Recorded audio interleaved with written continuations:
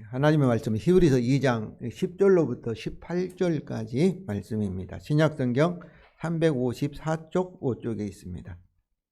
히브리서 2장 10절로부터 18절까지를 제가 읽겠습니다.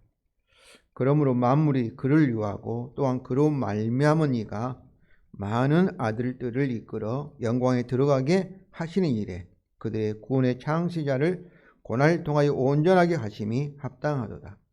거룩하게 하시는 이와 거룩하게 함을 입은 자들이 다 한 근원에서 난지라. 그러므로 형제라 부르시기를 부끄러워하지 아니하시고 이르시되 내가 주의 이름을 내 형제들에게 선포하고 내가 주를 교회 중에서 찬송하리라 하셨으며 또다시 내가 그를 의지하리라 하시고 또다시 볼지어다 나와 및 하나님께 내게 주신 자녀라 하셨으니 자녀들은 혈과 육에 속하였음에 그도 또한 같은 모양으로 혈과 육을 함께 지니심은 죽음을 통하여 죽음의 세력을 잡은 자 곧 마귀를 멸하시며 또 죽기를 무서워함으로 한평생 매어 종노릇 하는 모든 자들을 놓아주려 하심이니 이는 확실히 천사들을 붙들어 주려 하심이 아니요 오직 아브라함의 자손을 붙들어 주려 하심이라. 그러므로 그가 범사 형제들과 같이 되심이 마땅하도다. 이는 하나님의 일에 자비하고 신실한 대제사장이 되어 백성의 죄를 속량하려 하심이라. 그가 시험을 받아 고난을 당하였은즉 시험받은 자들을 능히 도우실 수 있느니라. 아멘. 성도 여러분, 성탄절에 태어나신 예수님은 우리를 자기의 형제라 이렇게 부르시기를 부끄러워하지 아니하십니다. 오늘 본문에서 11절과 13절을 보면은 그는 형제라 부르시기를 부끄러워하지 아니하시고 이르시되 임하나 구약 성경에서 먼저 말씀하셨다는 거죠. 내가 주의 이름을 내 형제들에게 선포하고 내가 주를 교회에는 예수님의 형제들의 모임이 교회잖아요. 교회 중에 찬송하리다 하셨으며 또다시 이사야서 8장 17절과 18절에서 또다시 볼지어다 나와 및 하나님께 내게 주신 자녀, 이 자녀란 말은 한 가족, 친밀한 가족이다. 가족들의 모임이다. 그런 의미입니다. 그러니까 예수님은 저와 여러분을 자신의 형제로 그리고 자신의 가족으로 여기시고 부끄러워하지 아니하시고 현재도 그는 우리를 자랑스럽게 생각하신다는 것입니다. 그렇습니다. 우리가 우리의 형제가 되시기 위해서 성탄절에 예수님이 오신 것입니다. 그러면 왜 예수님은 성육신 하셔서 사람이 되셔서 저와 여러분의 형제가 되어야 하였을까요? 그 이유는 오늘 본문 이렇게 16절에 있습니다. 16절에 이는 확실히 천사들을 붙들어 주려 하심이 아니요 오직 아브라함의 자손을 붙들어 주려 하심이라. 그러므로 제가 범사 형제들과 같이 되심이 마땅하도다. 붙들어 준다는 말씀은 도와주려고 그런 말씀이죠. 그래서 예수님이 성탄절에 사람이 성육신 하셔서 저와 여러분의 형제가 되는 이유는 천사들을 도와주려 한 것이 아니라 저와 여러분 믿음으로 아브라함의 자손이 된 우리를 도와주려고 하신 것입니다. 오늘 16절에 보면은 확실히 이렇게 또 오직 이런 말씀은 천사들을 도와주는 것이 아니고 아브라함의 자손을 도와주려 한다는 것을 강조하고 있습니다. 그 먼저 성육신하신 예수님이 어떻게 아브라함의 자손에 무엇을 도와주려 하였을까요? 아브라함 자손을 도와준다는데 아브라함 자손이 뭐겠어요? 그들에게 아브라함 자손하면 아브라함의 언약, 약속이 생각나잖아요. 그래서 아브라함의 언약대로 그들이 복을 받을 수 있도록 유업을 받을 수 있도록 바로 예수님이 도와주셨다. 이런 말씀이죠. 3장 29절입니다. 너희가 그리스도의 것이면 그리스도 것은 그리스도 속한 그리스도의 형제이면 곧 아브라함의 자손이에요. 약속대로 뭐예요? 아브라함의 언약대로 유업이라는 것은 하나님이 가지고 있는 모든 것이죠. 유업을 상속받을 자라 이런 말씀입니다. 그래서 아브라함의 약속대로 하나님의 복을 상속받을 수 있도록 도와주시기 위해서 예수님은 성탄절에 오셨고 그리고 저와 여러분 같은 형제가 되셨다, 이런 말씀이죠.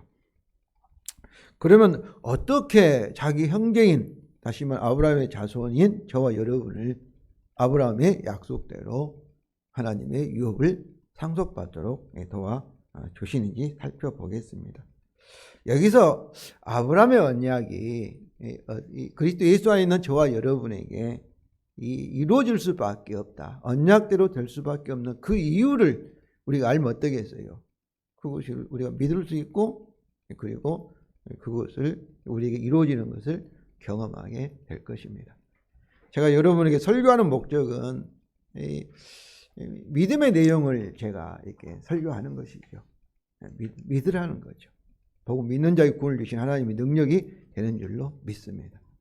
믿을 때 하나님의 이 언약이 이루어지는 거예요. 그리고 지금 이루어지지 않으면 어떻게, 반드시 이루어지니까 그것에 근거해서 이제 소망을 갖는 거예요. 막연히 미래가 잘 되기를 바라는 것이 아니라 언약대로 하나님이 하시니까 인내를 가지고 기다리는 거예요.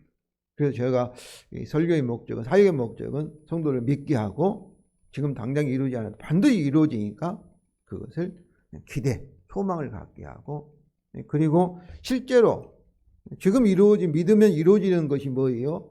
사랑의 열매입니다. 하나님 말씀을 순종하게 하시고 그것이 사랑의 열매로 나타나는, 능력으로 나타나는 이 세 가지가 제 사역의 목적입니다. 그러면 어떻게 아브라함 언약이 저와 여러분 이루어지도록 예수님이 도와주셨는가? 10절입니다. 첫째로 10절이죠. 그러므로 만물이 그를 위하고 또한 그로 말미암은 이가 많은 아들을 이끌어 영광에 들어가시게 하시는 일에 그들의 구원의 창시자를 고난을 통하여 온전케 하심이 합당하도다. 너무나 말씀이 이렇게 길게 막 써있고 반복되기 때문에 좀 이렇게 복잡하죠. 그런데 만물이 그를 위하고 또한 그로 말미암은 이는 뭐야 하면 만물을 창조하신 하나님을 말하는 거예요. 하나님. 그러니까 그래서 많은 아들을 이끌어 영광에 들어가신 일을 누가 하신다는 거예요? 하나님이 하시는 거예요. 하나님께서 많은 아들을 이끌어 영광에 들어가신 이. 그래서 많은 아들은 누구 아들이겠어요? 하나님의 아들이죠. 예수님도 하나님 아들, 저와 여러분도 하나님 아들이 돼서 예수님 형제가 됐으니까 예수님 형제를 말하고, 또 많은 아들은 이 갈라디아서 이렇게 4장 7절 말씀처럼 우리가 믿음으로 아브라함의 언약에 따라 이 아브라함 자손이 된 저와 여러분을 말하는 거예요. 그러니까 하나님께서 아브라함 자손이 된 저와 여러분을 어디에 인도하는 거예요? 천국으로 들어가시도록 하시는 일. 이것을 다른 말로 말하면 구원이라 이렇게 말할 수가 있죠. 여기서 영광은 뭐겠습니까? 영광. 아브라함 언약에 따라 하나님의 유업을, 복을 받는 것, 천국을 받는 것. 사실 오늘 본문은 2장 5절부터 시작이 됩니다. 너무나 길기 때문에 10절부터 했는데 2장 5절에 뭐라고 얘기하고 있어요? 2장 5절. 하나님은 우리가 말하는 바 장차 올 세상을 천사들에게 복종하게 하심이 아니니라. 그럼 누구에게 복종하게 한 거예요? 세상을 천지를 창조하시고 아담, 하나님 형상으로 창조를 받은, 다시 말해 하나님 아들이 된 아담에게 온 하늘과 땅을 하나님이 주셨어요. 모든 만물이 복종하도록. 그런데 장차 올 세상이라는 것은 지금은 복종하지 않죠. 그러니까 코로나19가 이렇게 복잡하게 만들고 있지 않습니까? 우리 백신을 만들어서 이제 정복했다니까 또 이제 변해가지고 오미크론을 만들어내고 이렇게 계속해서 이렇게 힘들게 하고 있지 않습니까? 그런데 장차 올 세상은 예수님이 재림하셔서 완성이 되면 그때는 코로나19도 세상에 있는 모든 것도, 독사도 호랑이도 어떤 질병도 다 우리에게 복종하게 되어 있습니다. 하나님을 대신해서 우리가 다스릴 그런 영광이에요. 이런 영광의 나라가 천국 하나님 나라라 이렇게 볼 수가 있는 것이죠. 바로 들어간다는 우리가 그것을 소유하고 지배하고 다스리도록 충만하도록 하는 일이 영광이에요. 이 영광이라는 것은 우리가 완성된 것도 영광이지만 지금 우리가 이 복음의 약속에 따라 성령을 통해서 그 약속이 우리에게 이루어지는 것도 뭐예요? 영광이에요. 영광은 하나님의 하신 일, 이것을 영광이라고 말해요. 영광. 참으로 그런 복음의 능력이 믿는 여러분에게 그대로 이루어지기를 주님의 이름으로 축원을 드립니다. 지금부터 영광이 나타나고, 그리고 빛이죠. 영광은 빛나는 것이 말이잖아요. 바로 나타나는 것. 계속 점점 나타나다가 예수님 재림할 때 완성이 될 줄로 믿습니다. 그래서 하나님께서 많은 아들을 이끌어 영광에 들어가게 하신 일을 말하면 그것이 구원이고, 말하면 아브라함의 이 언약에 따라 하나님께 우리에게 그 언약을 약속을 이루어 주시는 복을 받는 일을 말합니다. 그런데 이 구원의 일에 하나님께서 구원의 창시자가 예수님이죠. 고난을 통하여 온전케 하심이 합당하도다라고 말씀합니다. 그래서 구원의 창시자라는 것은 바로 이 일, 우리가 죄인이기 때문에 저주와 사망을 받고 우리 지옥에 가야 되잖아요. 그런데 예수님을 통해서 우리가 이제 죄인이 아니라 하나님의 아들이 되어가지고 하나님의 영광에 들어가게 하는 이 일이죠. 그런데 이걸 누가 처음 하셨어요? 영광에 들어가는 일을 처음 개척하신 분, 처음 만드신 분이, 길을 여신 분이 예수님이죠. 그래서 구원의 창시자라 이렇게 말하고 있습니다. 그런데 어떻게 예수님이 구원의 창시자가 되시며 또 어떻게 우리를 하나님의 영광에 들어가게 하시고 아브라함의 언약이 우리에게 성취되도록 하셨는가? 그것은 한마디로 말하면 고난을 통하였습니다. 오늘 10절에도 그의 고난을 통하여서 이렇게 말하지 않습니까? 근데 이 고난이란 우리말은 단수로 되어 있는데 원래는 복수예요. 그러니까 예수님의 십자가의 죽으심만을 말하지 않고 이미 이 마리아를 통해 세상에 태어나신 것부터도 하나님이 낮아지신 거잖아요. 이것도 고난이에요. 그리고 저와 여러분 같이 이 연약함에서 아프기도 하시고 또 고난도 받으시고 시험도 받으시고 그 십자가의 죽음까지도 이 고난이에요. 이 모든 것이 우리를 위해서 대속에 우리 죄를 속죄하기 위해서 받으신 낮아지심, 수치와 이 모든 것을 이 고난이라 하지요. 그런데 여기서 이 일에 하나님 그를 통하여 온전케 하심이 합당하도다 이렇게 말하고 있습니다. 이 고난을 통하여 온전하게 되셨다는 것은 그가 전에는 인격적으로나 도덕적으로 온전하지 못하는데 이제 고난을 통해서 성숙해 가지고 온전케 되셨다 이런 의미가 아니에요. 원래 예수님은 하나님과 동등하였죠. 하나님이시기 때문에 원래부터 완전하신 분입니다. 그런데 여기서 고난을 통하여 온전케 되셨다는 것은 이 구원의 창시, 우리를 구원하는데 구원의 창시자로서 고난을 통하여 우리 하나님 아들들을 하나님 영광에 들어가게 하신 일에 합당하게 되었다, 온전하게 되었다 그런 말씀이에요. 그래서 그를 고난을 통하여 온전케 되었다는 말씀은 9절에도 있어요. 9절에 죽음의 고난을 받으심으로 말미암아 영광과 존귀로 관을 쓰셨다. 관이라는 것은 그 유치잖아요. 영광과 존귀 관이라는 것은 부활하시고 성취한 하나님의 보좌 우편에 앉으셔서 모든 만물을 그 발 아래 다스리는 주가 되시고 왕이 되셨다. 그런 말씀이에요. 그래서 이 고난을 통해 온전케 되셨다는 것은 하나님께서 그를 고난을 통해 온전케 하셨다는, 죽은 자를 살리시고 부활하시고 성취하게 하시고 하나님 보좌 우편에 앉게 하셨다 이 말씀은 예수님 십자가의 죽음과 부활과 성천과 하나님 보좌 우편에 앉으심을 말해요. 그런데 바로 이렇게 하시는 것이 그 고난을 통하여 바로 하나님이 그를 살리시고 하나님 보좌 우편에 앉게 하시고 또 그 안에 있는 믿는 우리로 하여금 우리 죄를 사하시고 하나님 아들이 되게 하시고 예수님 형제가 되어서 천국에 들어가게 하신 일이 어떠하다는 거예요. 합당하도다 이렇게 말씀하고 있습니다. 왜 하나님께서 이 일이 합당하다고 이렇게 말씀하셨을까요? 그것은 창조 언약에 따라 보아도 합당하다, 합법적이다 이런 의미입니다.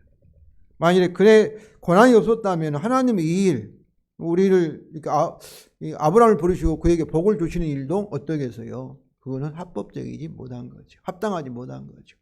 다윗을 불러서 다윗이 죄를 지어도 사울처럼 쫓아내지 아니하고 그래 계속해서 영원한 왕권과 영원한 나라를 주는 것도 합당하지 않습니다. 태어날 때 언제를 가지고 태어난 저와 여러분이 참으로 이 저주와 사망 가운데 살다가 어때야 되겠어요? 마지막에는 심판을 받아서 이제 지옥 형벌을 받는 것이 합당한 것이죠. 창조 언약에 따라, 율법에 따라, 법에 따라. 그런데 저와 여러분이 죄인이었는데 단순히 예수님을 믿는다는, 아무것도 하지 않고, 그러니까 은혜로 하나님께서 우리 죄를 용서하시고 자기 아들을 삼으시고 영원한 지옥이 아니라 영원한 영광에 들어가게 하시는 일은 뭐겠어요? 어떻게 합당하겠어요? 그것은 예수님이 우리를 대신해서 이 창조 언약에 따라 대신 심판의 고난을 받으셨기 때문에 합당하도다, 이렇게 말씀하시는 겁니다.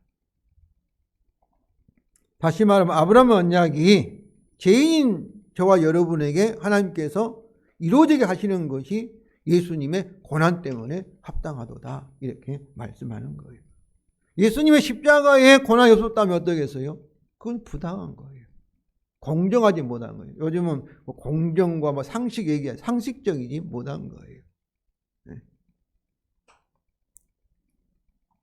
왜냐하면 이 일, 즉 아브라함 언약대로 우리가 유업을 받는 일에는 반드시 창조 언약의 조건이 이루어져야 하기 때문입니다. 그렇습니다. 성도 여러분, 성경에 나오는 모든 이 구원의 역사, 그리고 복을 받는 것, 또 그리고 모든 하나님의 이 약속들, 은혜의 언약은 오직 예수 그리스도의 대속의 고난을 통하여 우리 인류의 최초의 조상인 아담, 대표자인 머리인 아담이 실패한 창조 언약을 따라 대속의 심판을 받으시고 그 언약이 요구한 조건을 다 이루신 예수 그리스도의 구속 언약에 근거한 것입니다. 바로 이것은 이게 엄청나게 중요한 이 말 진리예요. 우리 개혁주의 신학의 핵심이에요. 구약에서도 다 예수님 때문에 제사함 받고 복을 받을 수 있고, 우리 신약 시대에도 예수님 이후에 우리들에게도 다 예수님의 십자가의 죽음의 근거에서 창조 언약이 계약이 완성되니까 이제 은혜로 믿음으로 저와 여러분이 성령을 받고 그리고 구원을 받을 수가 있는 것입니다. 이것이 이 개혁신학의 핵심의 원리예요. 핵심의 원리. 그래서 우리 기독교는 예수교입니다. 예수교.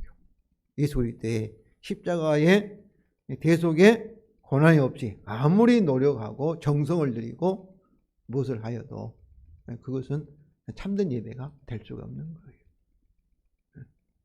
아무리 헌금을 많이 드려도 그것은 이방 우상 숭배와 같은 거예요. 바로 이것이 불교와 우리 기독교의 차이점이에요. 우리 예수 그리스도의 십자가를 통해서만이 하나님과 우리가 관계가 회복이 되고 그리고 구원의 역사가 일어난 것이죠.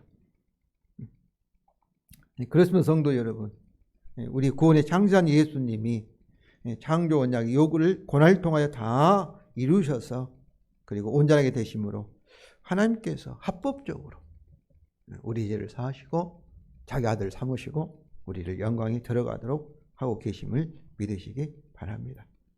그 결과로 어떻게 되었습니까? 11절이죠. 거룩하게 하신 이와 거룩하게 함을 입은 자들이 다 한 근원에서 난지라. 거룩하게 하신 이는 이제 예수님이죠.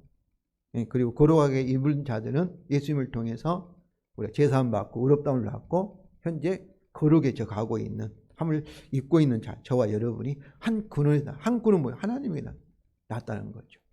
예수님도 성령으로 우리 같이 사람이 되시고 그리고 저와 여러분도 어때요? 죽었던 영혼이 성령을 통해서 거듭남으로 하나님의 아들이 된 줄로 믿습니다. 그러니까 한 근원에 났으니까 어떻게 예수님과 우리가 뭐가 됐어요? 형제가 되었다, 이런 말씀이죠.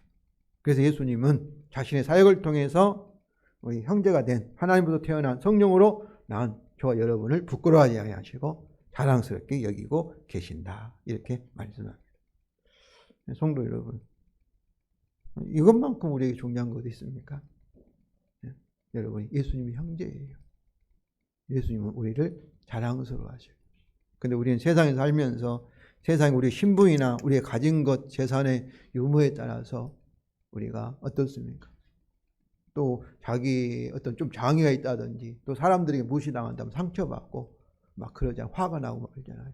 근데 너무 그렇게 하지 마시기 바랍니다. 그것은 잠깐이에요.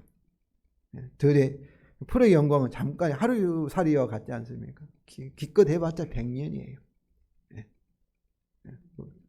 그런데 바로 예수님의 형제에 된 이런 신분과 이런 권세는 어떻습니까? 영원한 거예요. 그 옆에 있는 성도들도 예수님의 형제로. 성경은 예수님과 우리 관계, 특수한 관계를 여러 가지, 어떤 때는 우리 남편으로, 아내로, 또 목자로, 양으로, 또 왕으로, 백성으로, 또 머리이고 우리 그의 몸 지체로, 또 이렇게 여러 가지로 이렇게 막 표현해요. 그만큼 예수님과 우리는 하나가 되었다. 공동의 운명체다. 이것을 말하는 것이죠. 예수님이 사람이 안 되시고 우리 형제가 되지 아니하시면 우리를 위해서 어떻겠어요? 우리를 위해서 계약을, 언약을 지킬 수가 없는 거죠. 천사들이 아니라 저와 여러분을 위해서, 우리에게 복을 주기 위해서, 우리를 구원하시고 하나님의 아브라함의 복을 우리에게 이루어주게 하기 위해서 사람이 되시고, 그리고 저와 여러분같이 형제가 되셨음을 믿으시기를 바랍니다. 이 사실을 인해 항상 저는 우리 성도들이 당당하면 좋겠어요. 자존감을 가지시고 이게 당당하게 사시기를 바랍니다. 두 번째로, 성육신하신 예수님이 우리 형제가 되신 이유는 하나님 일에 우리를 위한 자비하고 신실한 대제사장이 되시기 위해서입니다. 14절 18절인데요. 근데 성경 말씀은 계속해서 같은 말씀을 반복하고 있어요. 반복하고 있어요. 여기서 하나님 일은 뭐겠어요? 많은 아들들을 이렇게 영광이 들어가게 하신 일, 이걸 다른 말로 구원하신 일, 우리를 구원이라고도 볼 수 있죠. 하나님이. 또 아브라함의 언약, 그 약속을 우리에게 이루어지게 하신 일이 다 하나님의 일이라 이렇게 하실 수 있죠. 16절 17절 읽겠습니다. 이는 확실히 천사들을 붙들어 하심이 아니요 오직 아브라함의 자손을 붙들어 주려 하심이라. 그러므로 그가 범사 형제들과 같이 되심이 마땅하도다. 이는 하나님 일에 자비하고 신실한 대제사장이 되어. 그러니까 하나님 일에 자비하고 신실한 대제사장이 되시기 위해서는 어떻겠어요? 바로 이 범사의 형제들과 같이 되심이 마땅하도다. 범사의 형제들 같이, 저와 여러분 같이 되셨다, 이런 말씀이에요. 근데 여기서 범사의 형제들 같이 되었다면 단순히 사람이 되었다 그 말씀이 아니에요. 사람이 되셔서 고생을 한 번도 하지 아니하고 어떻습니까? 아프지도 않고 한 번도 하지 아니하고 마귀 시험도 받지 아니하고 그렇게 사셨다면 우리를 이해를 못했을 거예요. 우리 대통령 선거가 있는데 어떤 사람이 가난한 사람들, 서민들의 마음을 알 수 있을까요? 그것을 자기가 겪어본 사람이면 더 잘 이해할 수가 있어요. 그렇잖아요. 옛날 왕들은 서민들의 삶을 모르는 거예요. 맞죠? 모든 사람이. 저희 할아버지가 그래요. 저한테 어릴 때 이렇게, 왜냐하면 지금은 밥을 조금 먹지 않습니까? 옛날에 밥그릇이 이렇게 컸어요.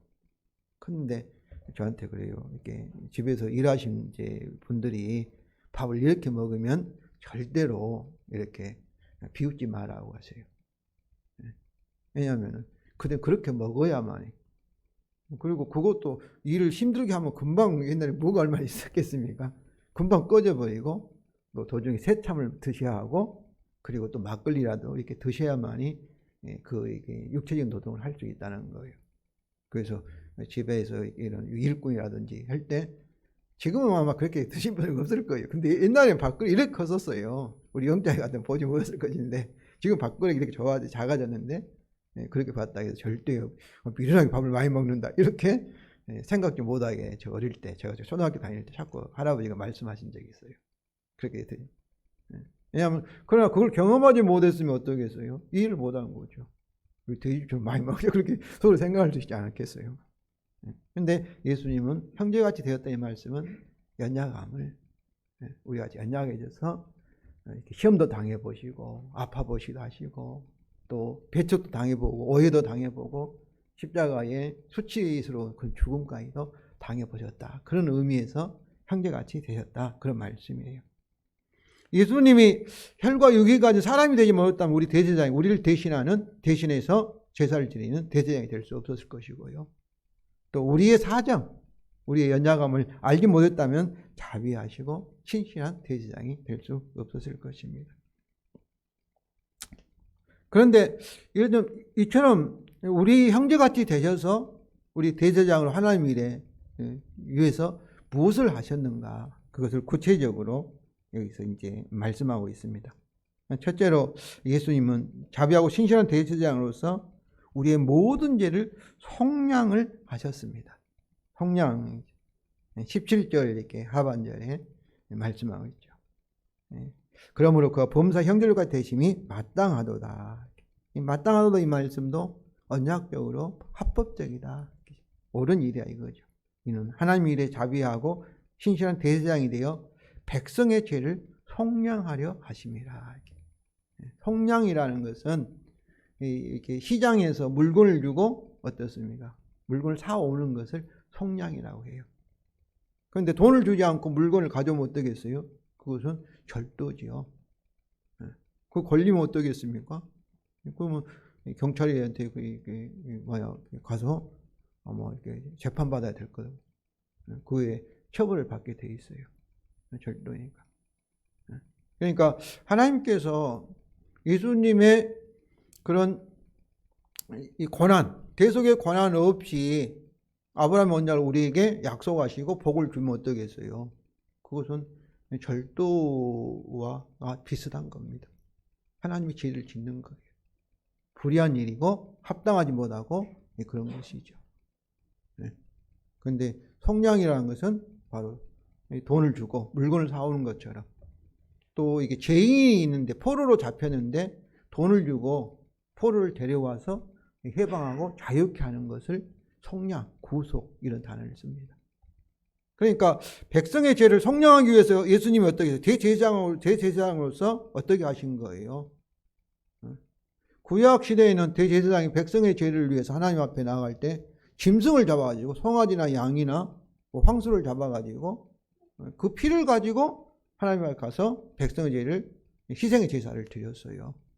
그런데 우리의 이 대제사장 예수님은 짐승의 피가 아니라 자기 자신 생명을 가지고 십자가에서 하나님 앞에 대속 속량의 제물로 드리신 거예요. 그러니까 예수님이 자비롭고 신실하신 대제사장이 될 수 있었던 것이죠. 그런데 여기서 속량하려 하심이라 이 말씀은 현재 부정사이기 때문에 예수님의 속량의 그 결과, 열매가 현재도 영원히 계속되고 있음을 말하고 있습니다. 그렇습니다. 우리의 대제사장이신 예수님은 창조 언약에 따라 자기의 십자가 죽음을 통해서 백성의 우리 죄를 속량하심으로 아브라함 언약이 아브라함 자손인 우리에게 은혜로 공짜로 값없이 믿음으로 이루어지게 하신 것입니다. 그러니까 예수님이 우리 죄를 속량하셨는데 하나님께서 아브라함 언약대로 하지 아니하시면 어떻게 되겠어요? 복음의 언약대로 복음대로 약속대로 하지 아니하시면 그때는 하나님께서 언약에 따라 처벌을 받으셔야 되는 거예요. 그렇기 때문에 성도 여러분, 언약대로 될 수밖에 없음을 믿으시기 바랍니다. 시간 문제예요. 시간 문제. 언약대로 됩니다. 계약대로 되는 거예요. 우리 편에서는 계약을 다 지키고 상대방에서 계약을 안 지키면 어떠겠어요? 그거는 말도 안 되는 얘기잖아요. 그렇지 않습니까?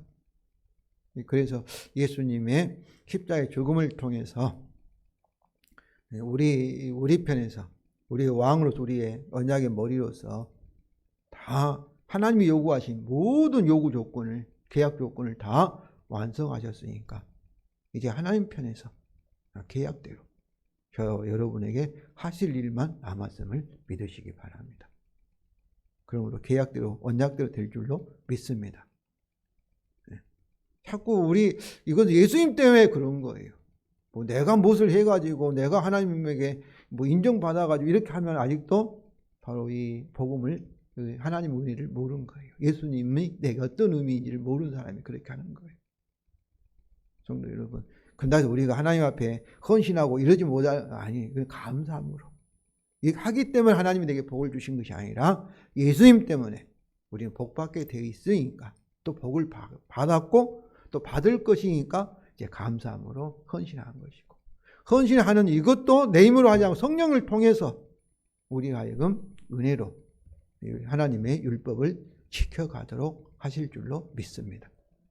나중에 우리가 구원이 완성되면 100% 예수님처럼 하나님 뜻을 행하게 될 수 있어요. 네. 자, 두 번째로 그는 자비하고 신실한 대제사장으로서 자기 죽음을 통하여 죽음의 세력을 잡은 자 마귀를 멸하셨습니다. 14절이죠. 자녀들은 혈과 육에 속하였으며 그도 또한 같은 모양 혈과 육을 함께 지니심은 죽음을 통하여 죽음의 세력을 잡은 자 곧 마귀를 멸하시며. 마귀는 죽음의 왕자라 볼 수 있죠. 저주와 사망의 왕자. 이 마귀는 하나님의 창조하는 천사인데 범죄하여서 심판을 받아서 이제 저주와 사망에 떨어진 자가 마귀입니다. 그를 따르는 천사, 타락한 천사들이 귀신들이라 이렇게 얘기하고 있죠. 그러니까 우리도 아담의 잘못으로 언약에 따라 이 천사들이 마귀가 처벌받았던, 하나님 심판받았던 그 세계로 저와 여러분이 흑암의 세계로 떨어졌으니까 마귀는 우리에 대하여 어떻겠습니까? 죄인이 우리에 대하여 합법적으로 죽음의 권세를 가지고 우리를 지배하게 되어 있습니다. 합법적으로. 그러면 어떻게 예수님께서 우리를 지배하는, 죽음의 세력을 가지고 권세가 우리를 지배하는 마귀를 멸하실 수 있겠어요? 하나님의 일에는 불의한 일은 하나도 없습니다. 합법적으로 다 이루어지는 겁니다. 합법적으로. 마귀를 멸하시기 위해서는 어때야 되겠어요? 예수님이 우선 우리 육체, 혈과 육을 가진 우리와 같이 성육신 하셔야 되고, 그 다음에 어때야 되겠어요? 우리의 대제사장이 되어서, 우리의 대장이 되어서 우리가 범한 죄의 원인인 창조 언약과 율법 언약을 조건에 따라서 다 행하셔야 하기 때문에 하셔야 합니다. 그래야만이 마귀를 제거할 수가 있는 거예요. 그래서 자기 죽음을 통하여 합법적으로 예수님은 마귀를 멸하셨습니다. 멸하였다는, 무효화했다는 거죠. 이 말씀이 멸하였다는, 안정히 마귀를 제거했다 이 말씀 되는데, 현재는 아직 마귀가 어떠냐면은 우리로부터 분리되었어요. 우리로부터 이제 지배하지 못하려고 했는데 마귀는 존재해요. 언제까지? 주님이 재림하실 때까지. 우리한테 다시 들어오려고, 우리 지배하려고 하는 거예요.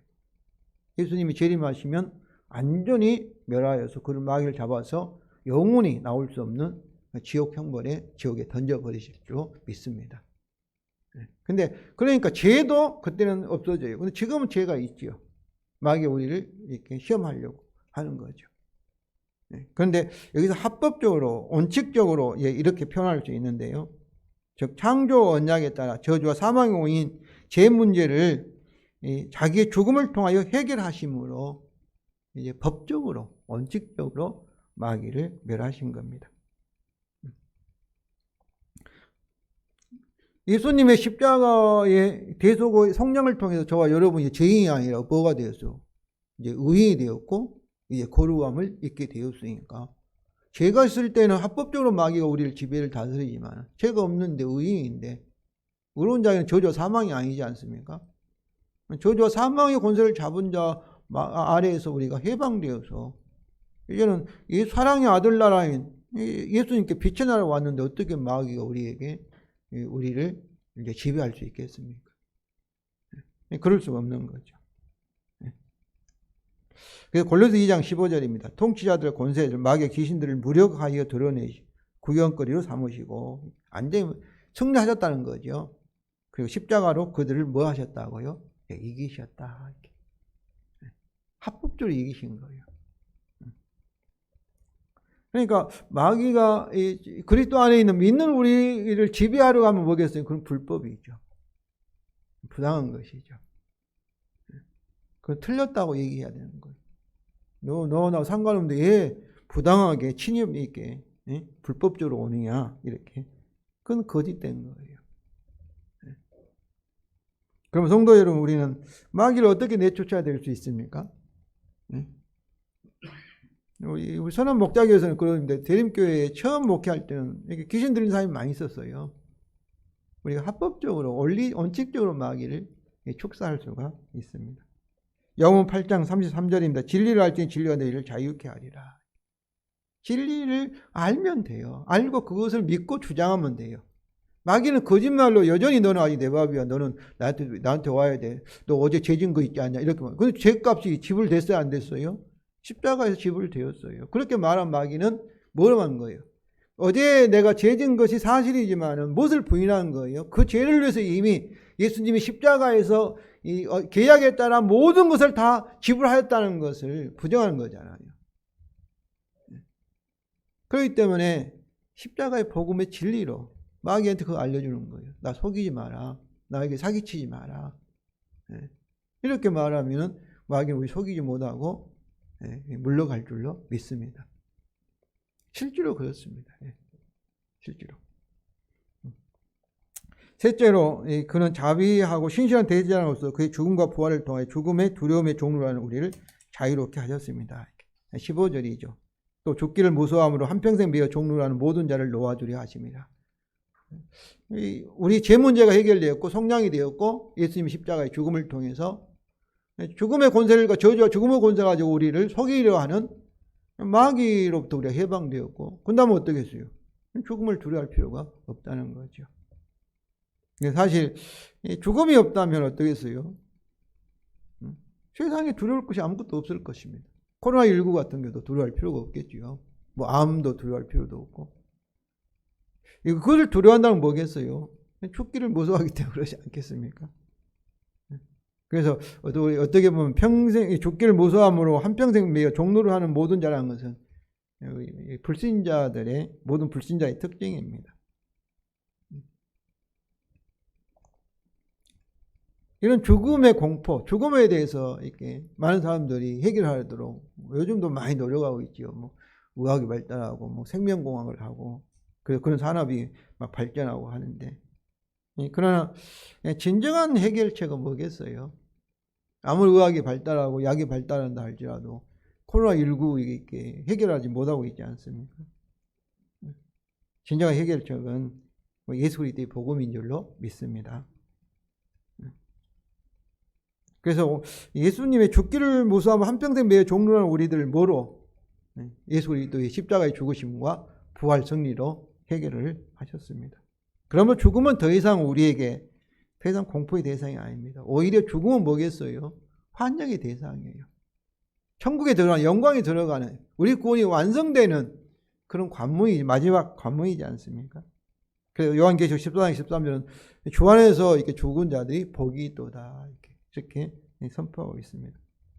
성로의 장례식은 천국에 들어가는 입학식이죠.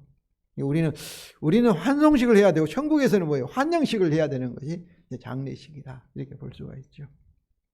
참으로 하나님께 감사해도 제가 사역하는 우리 성도들은 우리 최효진 권사님도 교회에 나오지 않은 그 큰아들이 제가 물어봤어요. 나는 최 권사님 어머니가 죽음을 이겼다고 생각하는 건 어떠냐니까 인정해요. 자기가 임종을 봤으니까. 그래서 우리 교회 한 석 달 정도 다니다가 안 나왔지 않습니까?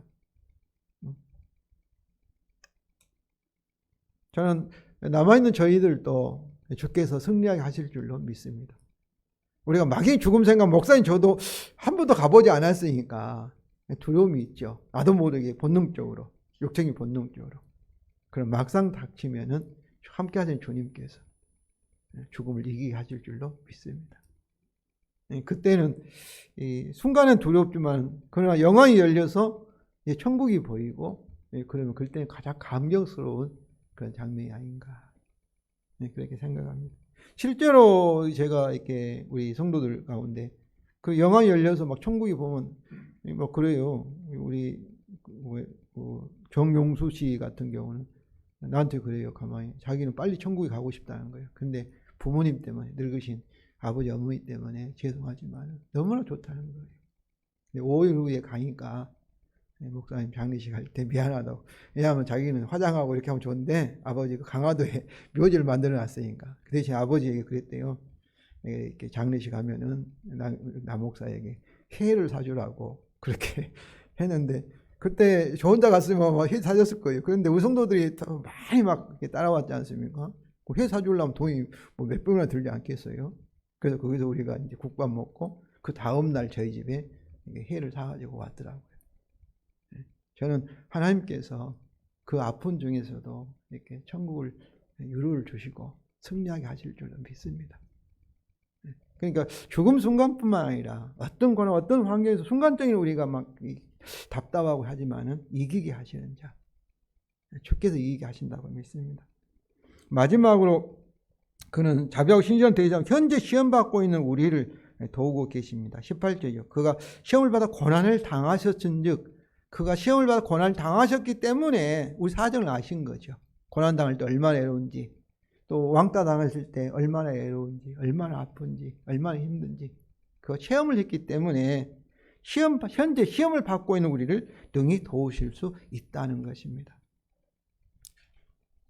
성도 여러분, 참 오늘 말씀 이렇게 예수님의 형제라는 이 사실 하나만 해도 저는 너무나 좋습니다. 참 성탄에 오신 예수님을 우리 형제로, 그리고 우리의 모든 죄, 죽음, 그 시험을 이기게 하시는 신실하시고 자비로운 대제장으로 우리가 모시고 그분의 도움을 받으며 살고 있으니까 정말 우리 그리스도 안에서 여러분 자신이 얼마나 놀라운 축복의 사람인 줄을 이렇게 인정하시고, 새해에도 아브라함 언약, 복음의 새 언약이 이루어질 것을 소망하면서 올해를 보내고 새해를 기대하시기를 바랍니다.